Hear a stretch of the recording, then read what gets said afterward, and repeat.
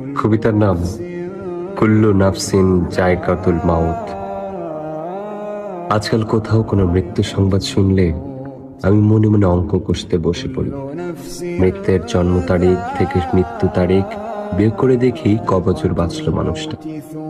তারপর বিয়োগফল থেকে নিজের বর্তমান বয়স বিয়োগ করে দেখি মৃতের মৃত্যুকালীন বয়স পৌঁছতে আমার কত দূর বাকি।